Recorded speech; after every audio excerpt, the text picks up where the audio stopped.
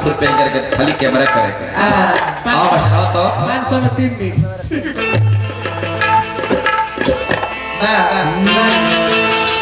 आओ तेरे बेजू का आवाज बढ़ाओ जा भैया।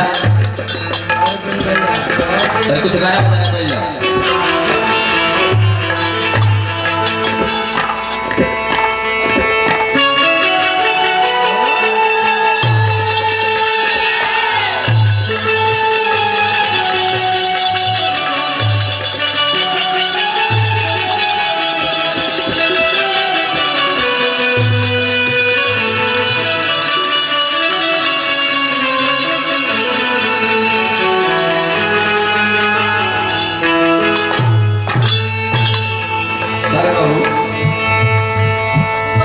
मिजाज में ना तन मिजाज में रहेगा।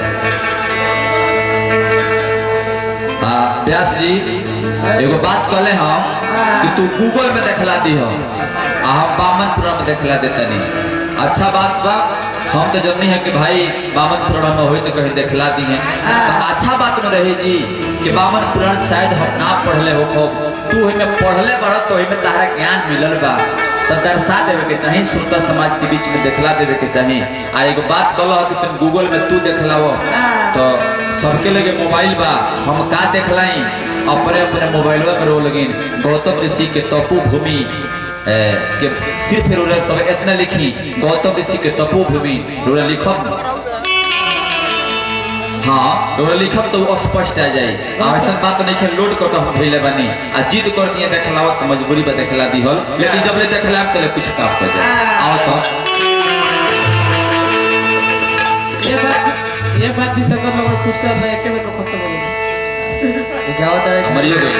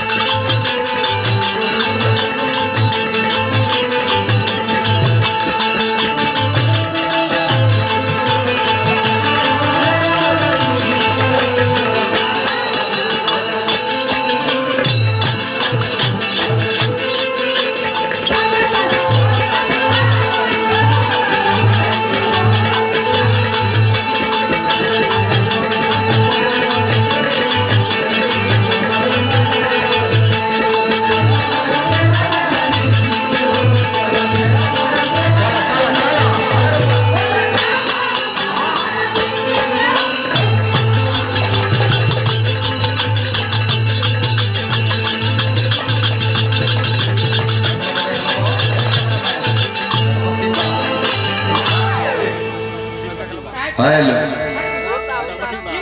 चिल संजय जी टाइट रखिए भैया।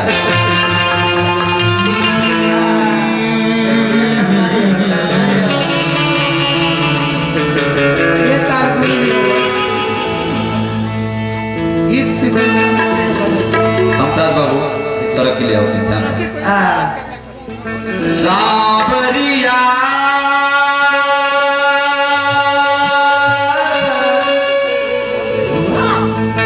रे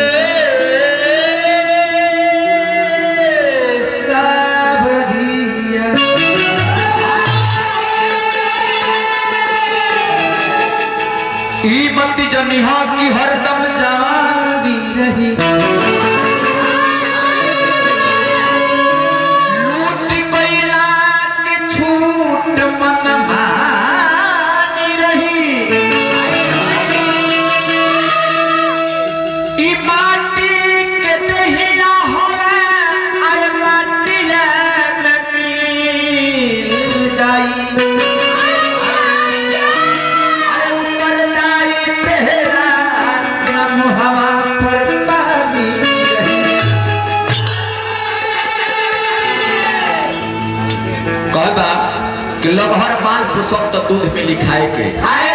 पहिला पोषक तो कुछ न भेटाई आ कदहा के खिया के पहलवान करब तो ओकर गोबरो कोनो कामे न आई कदहा के खिया के पहलवान करब तो ओकर गोबरो कोनो कामे न आई ऐसन ऐसन चौपट चपाट के थमाए भाई माए के गावे के ए भैया राउर टेंट समियाने के पैसा बेकारे अरे शुरू में कोई काम आसान नहीं होता बिना संघर्ष के पहचान नहीं होता अरे सच बात तो ये है कि बिना छेनी हथौड़ी खाए हुए भी पत्थर भी भगवान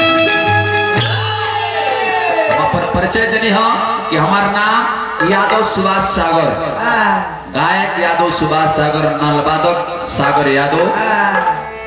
झाल बात कमरा धनंजय लाल यादव हरकेश लाल यादव मंजीत लाल यादव जी पूरा मैं यादव परिवार हमरा के कहत रहे कि वो गांव में पूरा छोटुए वही पड़े आए का दुन कृष्ण खानदान के हम का दुन गोधन खानदान के तरह के देखला ने चौधरी गोधन खानदान के अगर गोधन खानदान को ही तारा सना गोधन कूटब की तू गोबरे फेंक दो अरे हम वो है आहिर है अरे हम है जात के आहिर अच्छा हम मारी लेता हो जला एक बिना कोही जाता कि ना हो आ कहतर मार के जब मार से एगो जहां टंगरिया लगा के मरने के तहा कहतन कर के हो साउंड वाला के 3 गो छेद बा तू 3 गो के बारे में कहां तारते एक गो छेद बा छेद लगे तबा एक गो छेद तो तू 3 गो छेद के बड़ाई करत रह पहले तू अपने छेद के बड़ाई करे महाराज हां हाँ ये को छेद लेके तो 3 गो छेद वाला के मार के कहतर के 3 गो छेद बा आई करे लगे एक गो छेद एक को खाली मुंह में से का सादर सिंहाबाजी में तो तारा मुहला के बाद है ना तू तो चाहता बड़ा कि कहिए सुबह सुबह मर जाओ कि हमारा राज चलो मुहे बना हम तो मुहे तो कोनो देवता होखे कोनो जगह पे पूजाए हां आ तू मुंह बो तू मुंह तो भगवाने बताई है कि तू का हो खबो हमार लगे तो परिवार बा हमार लगे तो बाल बच्चा बा हम मरब तो कोनो माने पूजाए हम फुकाए माने निमन से तारल जाई लेकिन ए बांठा बेरास के माने ई मुई है तो माने ई का हुई है ना जेकरा परिवार में जेकरा बाल बच्चा ये सरकार 40 वर्ष के उम्र हो गई सराफत मोरे के इकरा तो सराफत है हमारा के हमरा बुझाता कि इकरा बराबर हमार लइकवा फाने वाला बा अरे तू 3 साल में इकरा बराबर हमार लइका हो जाए हमरा ई बुझाता कि हम अपना लइकवा के बियाह हवा इकर बियाह संग ही बियाह होई का ये मुझे अरे हम मुझे तो किनर बनी ये किनर बनी है हम वो तो कनी वो जगह पे जाब लेकिन में तो किनरे बनी है ए महाराज एगो गांव में कोनो बौक थी गांव में कोनो बौक थी लेकिन इधर खन मौग ना थी हां बौक ठीक लेकिन इधर खन मौग ना थी बहुत तरह की जात देखला बता कलाकार के जात ना होला तू रंजन राय काहे लगावेलो काहे लगावेलो आज एगो जदुवंशी परिवार में पहुंचल बड़ो आ तू जदुवंशी के शिकायत करत रह आई हो जेकरा कान से कम सुनाऊ वही रहो हां जेकरा कान से कम सुनाओ वही रहो जेकरा कान से कम सुनाओ वो वही हो हां है तको जौना के ठाह ना लगे उहे वही हो आ जोन ये के बीत धो के हुर देलन आ जोन गहिर हो जाला उहे वही हो जदुवंशी परिवार में आके यादव की शिकायत कहां गइलो तहां एगो टंगरिया नीचा बा आ एगो टंगरिया ऊपर धके कर देना फारे नो तारे कोहिर का औकात तर होई पर मालूम चाहिए नहीं चिर ख्याल बाबा नहीं चिर अल्लाह अरे बाबा परिवार भैयार न हो केतनो जइबो तो जो ओहिरे के घरे जइबो हैं आ ओहिरे के जोरो ले के डोलब होता तार तो ही जाम ये तो ध्यान दे यही सर्व से कोई तो बैठा में ऐसा दुगला मत निकले चल महाराज हमने के काम करेंगे बा एगो बात करे हम अच्छे नहीं ब्याह मर जाए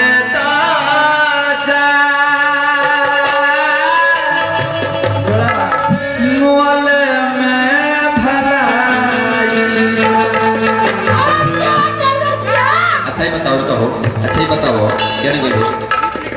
है ई बताओ तू कितने गौलो हो आ उहे कितने चाचा जी हम गाओ तनी अंतर परी जरूर हर एक चीज में अंतर परी उहे कि तू गीत गौला हुआ हमरा बेटे के बांस के फोफी तरह तहारे आवाज जाओ इनको आवाज मथु भाई के आवाज से मर जाए तो मोल में भलाई जीके का कराब धीक तना धराब बड़ी लंबी जुदाई बा मर जाए तो मोल में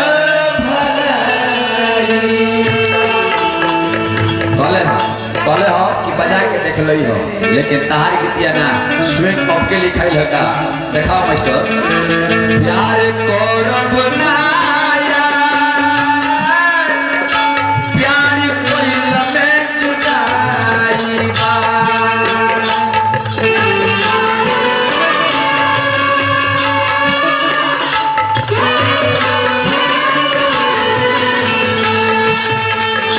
प्यार करब ना प्यार कोइल में जुदाई बा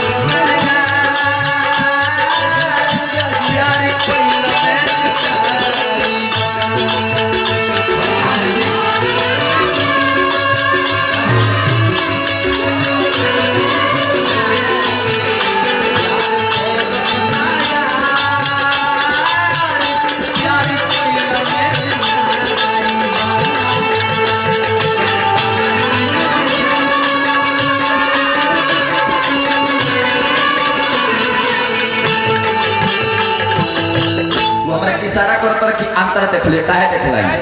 आ चैलेंज कष्ट बतो वो देखला दे जब हेतना हम जब सुनाते हैं तारा जब बात के जवाब दे दनी देखो अंतर हमरा सना आई कहां धरे छितनी की कहां धरे सागरे आ कदर पियऊ मरले मटकी तो लौटल ही कर भागरी अरे आधर का बुझता कि साध की भोर हो अरे तोवला से का जानी कि सावर हक की गोर हो अरे रंजन भाई अपन लाज आपस से छुपा लो काहे से के लोग पूछे वाला पूछ गेल बा के साधु चाहे कि दूसरा जब खेत में दूब होला तो करे के चेखुरे के पड़ेला इंसान के बुढ़ापा आवेला तो चाम के सेकुरे के पड़ेला ए रंजन निराला हमरे नाम यादव सुभाष सागर है जब तहारे जैसे व्यास लोग सोझा पड़ेला नु तो सबके केकुरे के पड़े एगो बात हम रख देनी हो बड़ा ज्ञानी बनत रहो तो एगो हम बात रख देनी है कि भगवान गणेश जी से भगवान शंकर जी कहनी कि हे बबुआ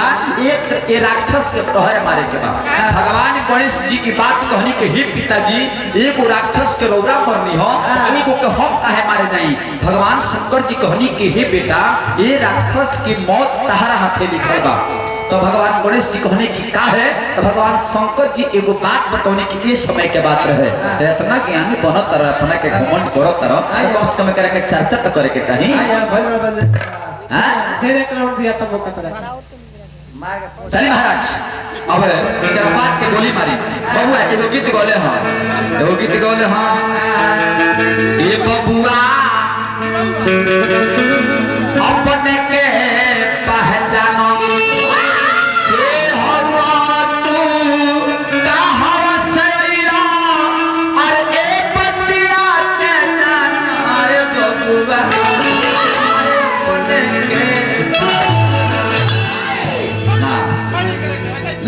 कोई देखिए जाना हाँ जवाब नहीं खे कि कोई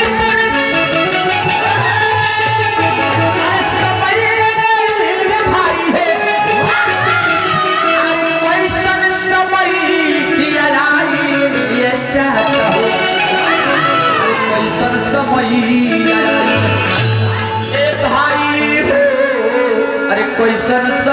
समैया आइल केहू न चिन्हे अरे निमोनिया बाबूर अरे अपने में सब है छुराइल भाई पैसा ले ली पीछे से दूधनाथ यादव जी आए अपन कहीं ना ढेर पे का पुरस्कार तो हम बात पर गोल लागत हम बात नहीं की तेरा बात जवाब तनी काय दे केहू न चिन्हे आदमी बनिया बाबूर अरे अपने में सब है छुराइल ए चाचा अरे अपने में सब है छुराइल धर्म अधर्म हर धर्म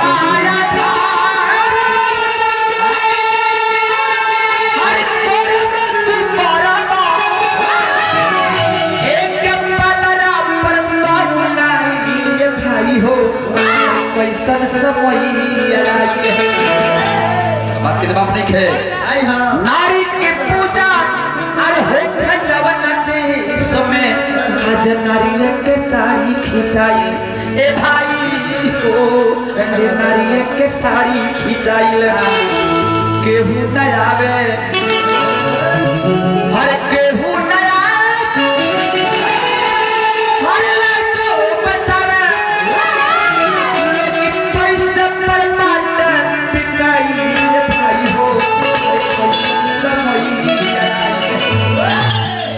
बात के जवाब ना लेकिन ना आपन गावत ये चाहे लेके हमर जब होए त मिलो रह जा आपन गावत नहीं भाव का लागल दर्द नारे अरे मास्टरी बात हवे हम गीत जो गीत गावत नहीं हम बोले के टाइम पास ना करब बात बहुते बा लेकिन जौन काम खतरा हम निकाल बन जा उ काम करे के बा तो हमारा भजन पर ध्यान दी एगो भजन सुनावत रे सुनौले हम निक लागल हो लेकिन एगो भजन गावत एक एक शब्द से बजा आके फांसो पर मार के हर पजरिया ते गौर करते से राम व्यास मेरा राजी हरे रात के फांसो पर मार के हर पजरिया तो कहो नगीना यादव जी यादव की शिकायत दोबारा ना देखिए तो पैसा है ध्यान दो शिकायत दोबारा नहीं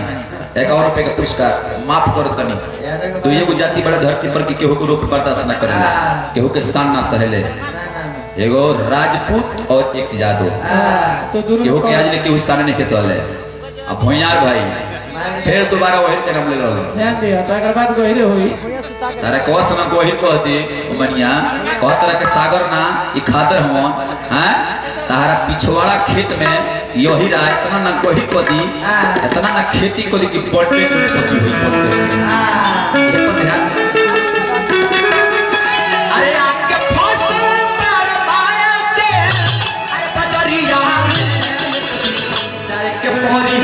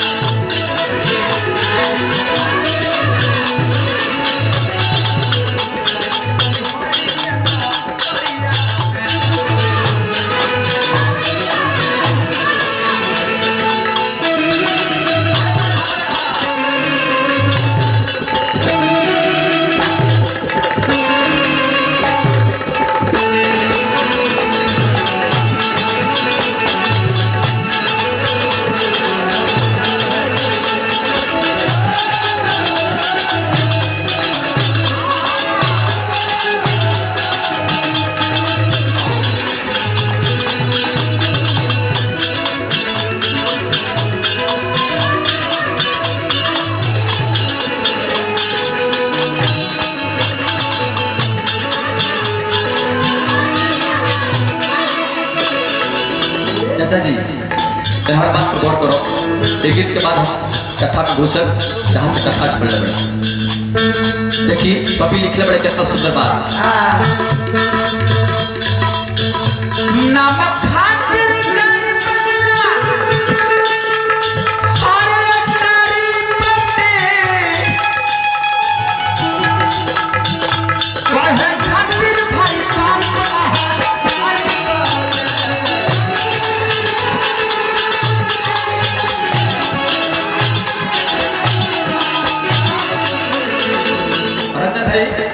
काम करो।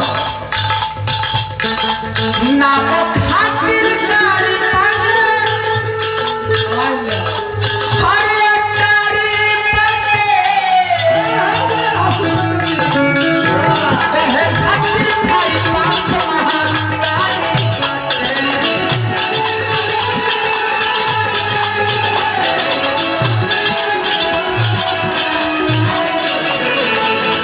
जबले शरीर में प्राण बा चाचा जी,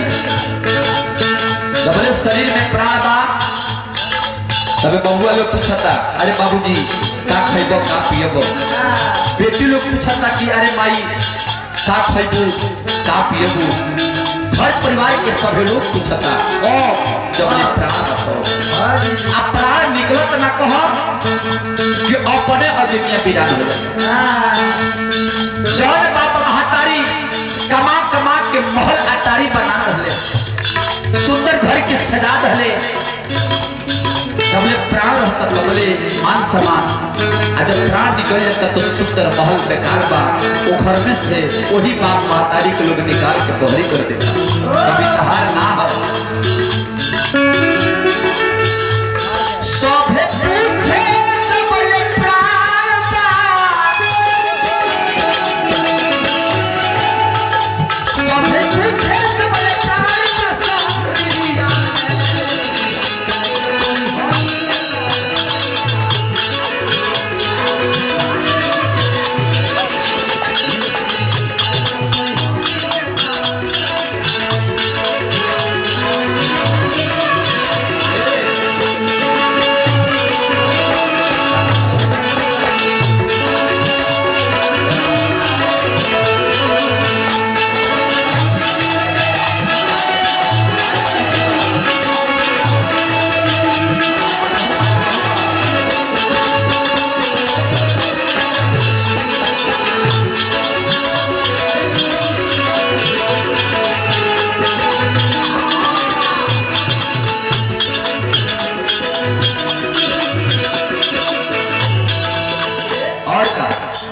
भैया जी के गीत के दूसरा अंतरा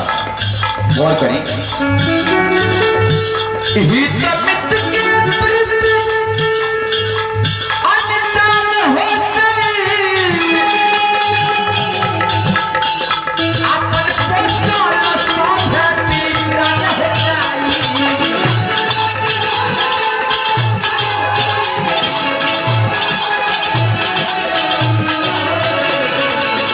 ए महाराज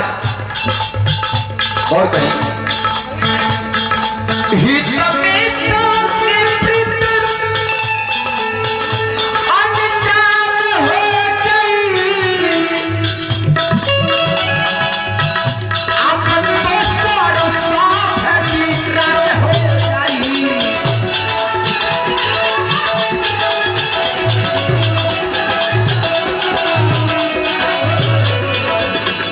बेटा बेटी पतोहा लोग बाप माई के सास ससुर के अपना आँखिया के काजल बना के अरे हमार बाबूजी हमार पिताजी हमार अम्मा जी हमार माई मर गए के बाद और का राखल काजर जस सजा के राखल काजर जस सजा के हर नजरिया में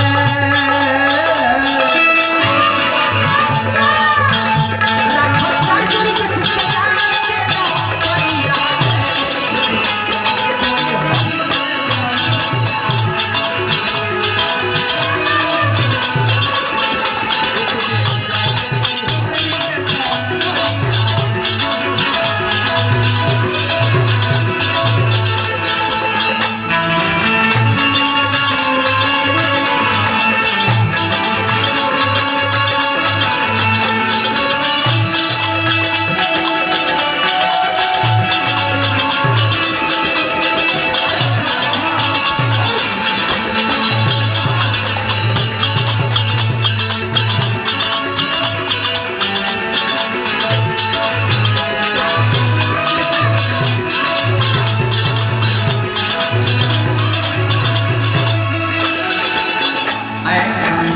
अवधेश बैठा जी की माता जी के नाम पर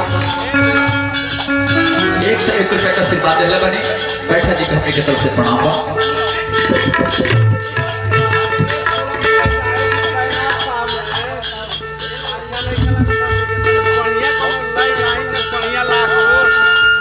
भैया की तरफ से बहुत रुपए का पुरस्कार बा।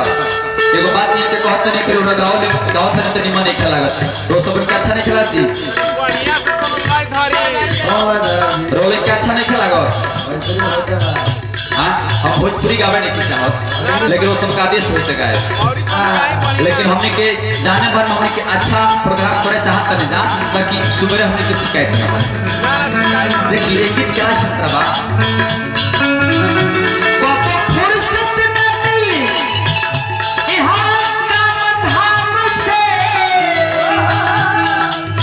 जी वो फुर्सत ना मिली कि हमारा काम धाम से कि हमारा फुर्सत ना मिली अरे हमारा काम धाम से कभी नहीं आना काल शीतल हरि काम से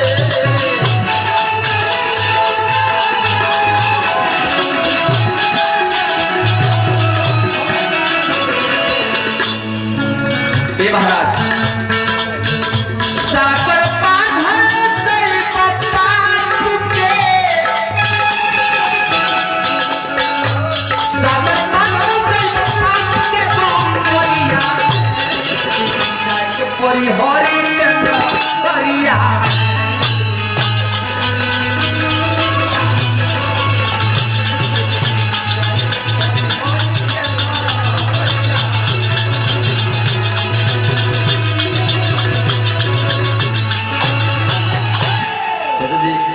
बात बहुते बा लेकिन बात के दोहराए तो हमर टाइम पास होई काहे से हम कुछ काम कर आइल बनी कथा भाई कहि जे पहुंच रहल कहां तनी बात पर गौर कर हमरा कथो कहे के एगो तरीका होला ताकि श्रोता समाज के बुझाओ कि व्यास लोग आई बात तो कोनो बात हम कहो कि गुण और अवगुण जब तक ले अधर्म ना भई धर्म और अधर्म लगही बा। सबसे पहले धर्म आयल की अधर्म आई, सबसे पहले पाप आयल की पुण्य आई, सबसे पहले दिन आई की रात आई। रावण अत्याचार ना पहले रहते तो राम के अवतार ना हो, कंस अत्याचार ना पहले तो भगवान कन्हैया के अवतार ना हो, यदि महिषासुर अत्याचार ना पहले रहते तो दुर्गा मैया के अवतार ना हो। यदि हमनी के ना रहते तो आज प्रोग्राम ना होई। माने इहो ठीक है कहत लो बाबू, माने इहो लो सुनो हमनियो के बने जा। अगर मान तनी सब ना रहे तो हमनी सगौनी अकेले हमनी के का करब जा, यही पर ध्यान धारा के काम बा। बात पहुंचल भाई के हमरा आदि जब अगस्त मुनि के लगे भगवान शिव और सती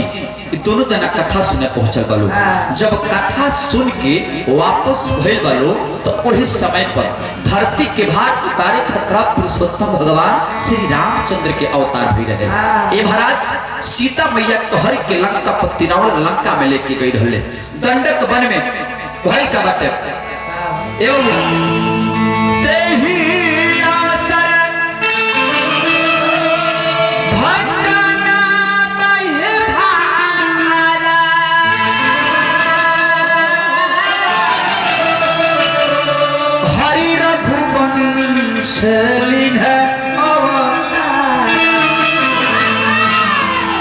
पिता बचन तजी राजो उदासी अतंत बन विचरत अभिनाशी। पिता के वचन मान के पुरुषोत्तम भगवान श्री राम रुको पिता के वचन मान के कोप भवन में जाऊना बेड़ा के कोई जाके ठान के बैठल रहले। राजा बदलते 2 मिनट जाके ठान के बैठल रहले। उस समय दशरथ महाराज पहुंचल बड़े, जाके कहले कि रानी तारा की कमी का पहले बने कि सभी लोग कथा में केहू कुछ नहीं, तारा की कमी का पहले बने कि तू जाके ही कोप भवन में बैठल बड़ो। बोला तारा का चाहिए? रानी कहले कि रोरा हमरा के का देले बने बताई रोरा। इतना उम्र बीत गई और हमरे के का दिल बने राजा कहले कि रानी हम कुछ नहीं की दिले ते आज एक को भवन में हम वचन देता नहीं रघुकुल रीत सदा चले आई प्राण जाई पर वचन न जाई जौन तू मंगू तो तारा के देवे के तैयार बने लेकिन तू अपना रूप बदलो आ सभी लोग खुशी मनावता तू ओहि जन चलो तब रानी कहली कि जब देही के बाद तो प्रथम 2 गो वरदान धारा लगे बा ओहिमे से एगो वरदान तू दे दो कि अयोध्या के राज्यपाल हमरा बेटा भरत के दे। दशरथ महाराज जब ले सोचले कि ठीक है कहती है बेचारी जब एकरा से इतने खुशी बा तो हम राज्यपाल दे दे। अभी मन में इस सोचते बारे तब तक ले तू सरको पर तनवा मांग लहली कि तापस भेष विशेष उदासी आ 14 वर्ष राम वनवासी। जब 14 वर्ष के वनवास जब दशरथ महाराज सुनने तो छाती पर मुक्का मार के धरती पर लेट गई नी कहनी कि हे रानी अन्न धन सोना चांदी महल अटारी मंगल रहत तो तारा के दे देती लेकिन हमारे प्राण के आधार जी राम है उनका के वनवास मांग के तू ठीक नहीं कर। अब तो वचन तरह जाते रहले वचन के अनुसार रथ साज की आप वन में पहुंचल बालू बाबूजी के लाज बचावे खतरा के बाबूजी हमारे कहत रहले ए हमारे क्यों बेटा बाजी अगर बाबूजी कहत रहे कि बबुआ कहां जात रे तू तो जाता कहत आवत न बनी बबुआ है काम मत करी है ना कइल जाला पद बता कि है काम करत आ दशरथ महाराज कैसन रहले आ कि एक बार कहत रहले अपना बेटा से कि हम वचन हार गेल बनी तहरा वन में जाए के बा त अपना बाबूजी के लाज बचावत भर में पुरुषोत्तम भगवान श्री रामचंद्र जी वन में चलल बनी। दंडक वन विचरत अविनाशी वो दंडक वन सुख गई रहे आ जब जैसे स्वयं पांव पुरुषोत्तम भगवान श्री रामचंद्र के वो दंडक वन में पड़ो वही समय पर फिर ऊपर में हरियाली काल का है कि भृगु ऋषि रहले जब भृगु ऋषि रहले उनकर एक लड़की रहले आ उनकर राजा वही राजा एगो रहले दंडक राजा जब अपना गुरु जी के लगे जब शिक्षा प्राप्त करे पहुंचले तो अचानक में एक दिन भृगु ऋषि के लड़की से नजर मिल गई इतना ना सुंदर रहली कि दंडक राजा कहले कि हम तो से संभोग करे चाहता नहीं लेकिन वो लड़की कहली कि हे राजा तू हमारा बाबूजी के चेला हो हमारा बाबूजी के तू शिष्य हो आ तहार नजर हमारा पुरी चले गई लेकिन दंडक राजा ना मनले ताह जबरदस्ती वो लड़की के संग संभोग कैले और वह लड़की जब जाके अपना पिता से कहलस कि हे पिताजी जेकरा के जरूर शिक्षा प्राप्त कराओ तनी आज वह राजा हमारे संग गलत काम कैले तब वही पे ना भृगु ऋषि श्राप धले कि तहार वन जर के भस्म हो जा राख हो जा। राजा जब लगले रोवे निहोरा प्रार्थना लगले करे कुछ देर के बाद भृगु ऋषि कहले कि हे दंडक जा एगो तो पाप कैले तो जना के चलते तारा के श्राप धनी लेकिन पुण्य के काम कब है फिर तारा दंडक पर में हरियाली कब आई भैया पुरुषोत्तम भगवान श्री रामचंद्र के चरण जैया तारा वन में पड़ जाई वो फिर हरियाली आई। दंडक वन विचरत अविनाशी दंडक वन में जैसे स्वयं भगवान श्री रामचंद्र जी एगो पांव धैनी तैसे दंडक वन पूरा फिर हरियाली। जब आगे के तरफ पढ़ले तो भगवान राम और भगवान शिव में खूब नजर मिलल भगवान राम मन ही मन भगवान शिव के प्रणाम केले और भगवान शिव मन ही मन भगवान राम के प्रणाम केले। कहे के मतलब कि राम अपना से बड़ा भगवान शिव के मानत रहले और शिव अपना से बड़ा राम के मानत रहले। तो सती के मन में शंका हो गई कि हमार तीनों त्रिलोक के मालिक राज जी को मनुष्य के प्रणाम को ले। अब जो सती जी पूछत बड़ी का कहते हुआ अरे बताई भोला जी क्या कर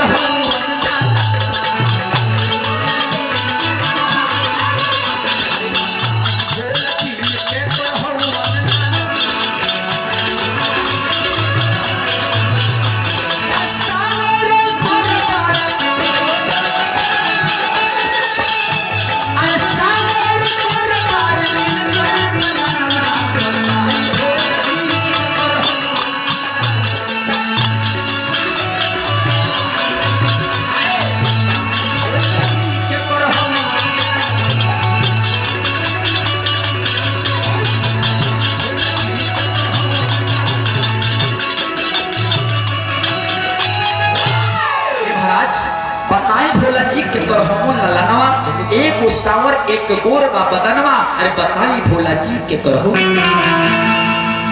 आई दुधनाथ यादव जी की तरफ से बहुत बहुत रुपए के पैसा धन्य बाबू। अब भइल का भगवान शिव कहनी कि हे सती तारा मन में शंका।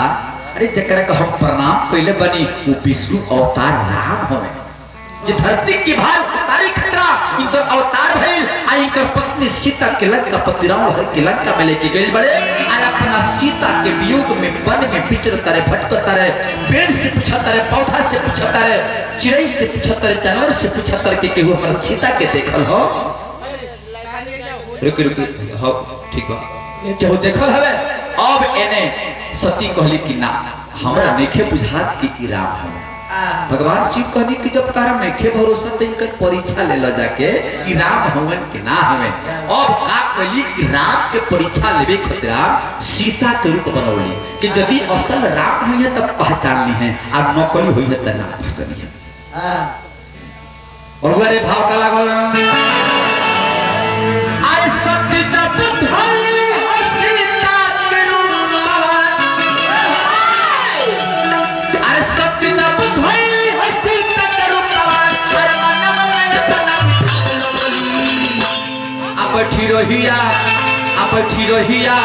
बैठी रहिया मैं प्रभु के निहार लगली।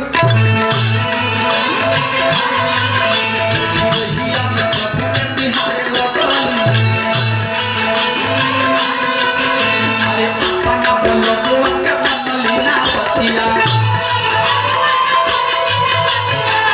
तब बोलो तो भूल गइले पतिया।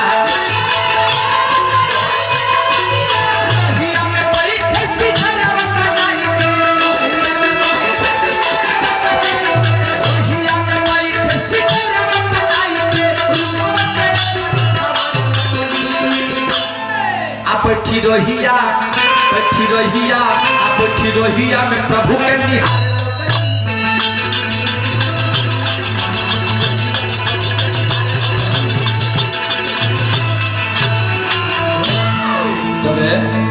वो जब पहुंचे बड़े भगवान राम आ जब सीता के रूप में सती के देखले तो कहले कि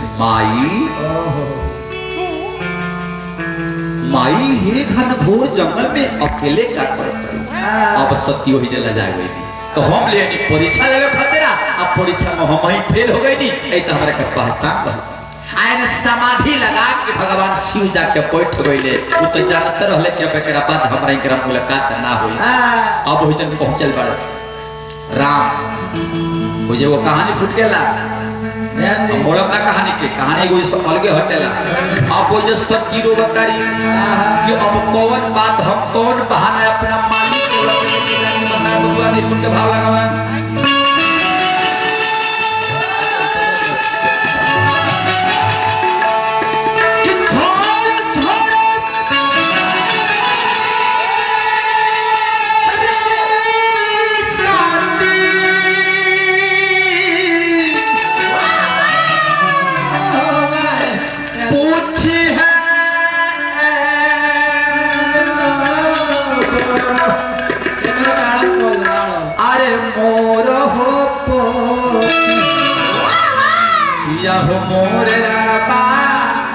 किया हो मोरे रामा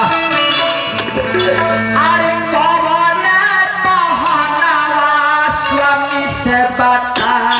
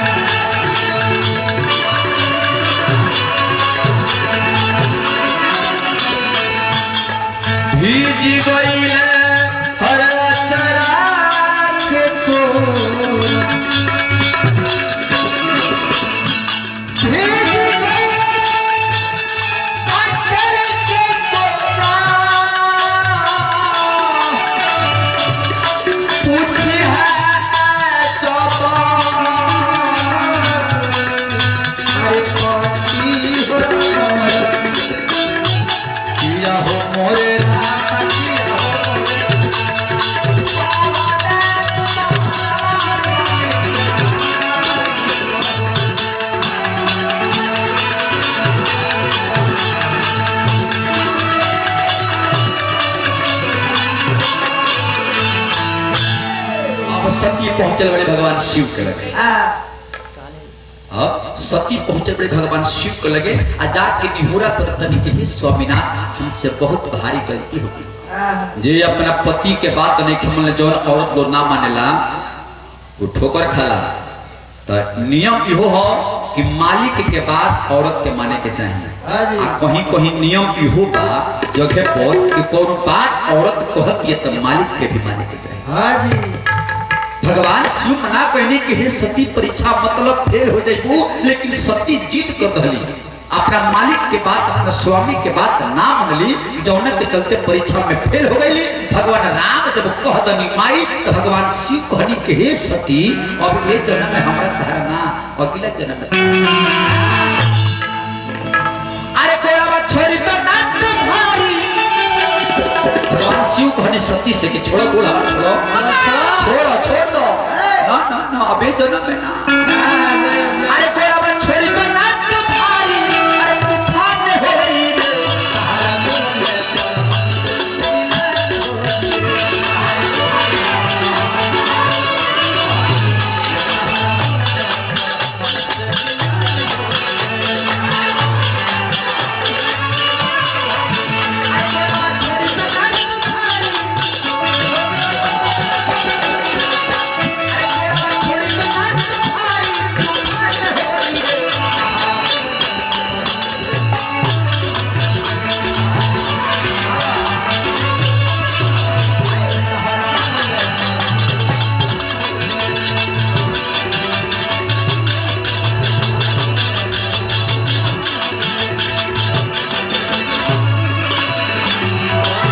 कहनी के अभी जन्म में ना अगला जन्म में हमारा तरह मुलाकात हुई। अब हिजब से आगे सती का कोई तो भगवान मना कर दनी कि अब हमारा तरह मिलन ना हुई तो सती गईली तो कहाँ गईली। अब एजेंट से कहानी भाई से सुने के मिली। आ बीच में कोनो बात अगर छोड़ले होखी तो नियम इहो बनता कि वो व्यास के व्यास जो सही बात छोड़ देले बड़ो कि तू भुला गइल बड़ा नहीं जानकारी की बात भइल ई ज्ञान वाला बात बा। और आई एक कोहे को बुझाओ साफ लौकता और आई एगो मुखड़ा एगो अंतरा लयदारी आ चलते चलते एगो होली से सेवाए आई ये कलो सर अच्छा होलिया में करी है तो बबुआ आरे पारे चला के जिलेबी बलमुआ मारे चला के जिलेबी अरे मारे चला के जिलेबी बलमुआ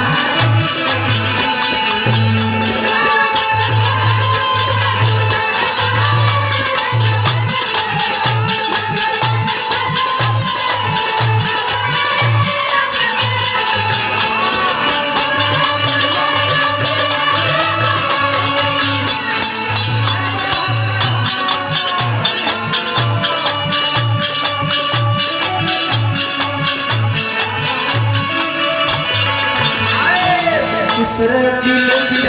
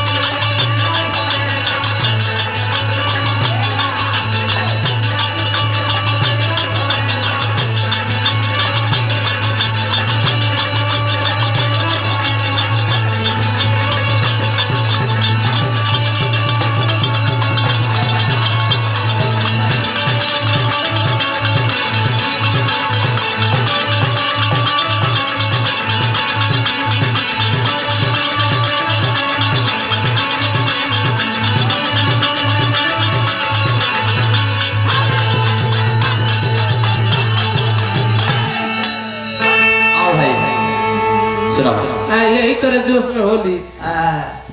आनी तरह में गौना के साथ सुता है साफ में मिलन बस पड़ेगी पेशाब करते नहीं काहे और आगे होली हो होली है अबे पूछा जानता सही कौन ड्राइवर साहब बताओ के पड़ी ना पाँच मिनट बोलते बालू समझ ड्राइवर साहब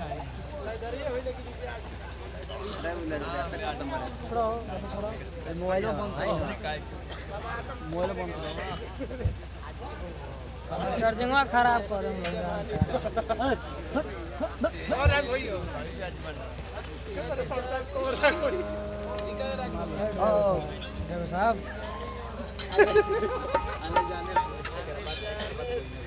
घरों ठाठ हो 3 बजे हो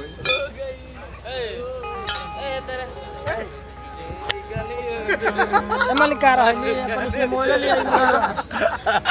इतनी नदी पार हो गई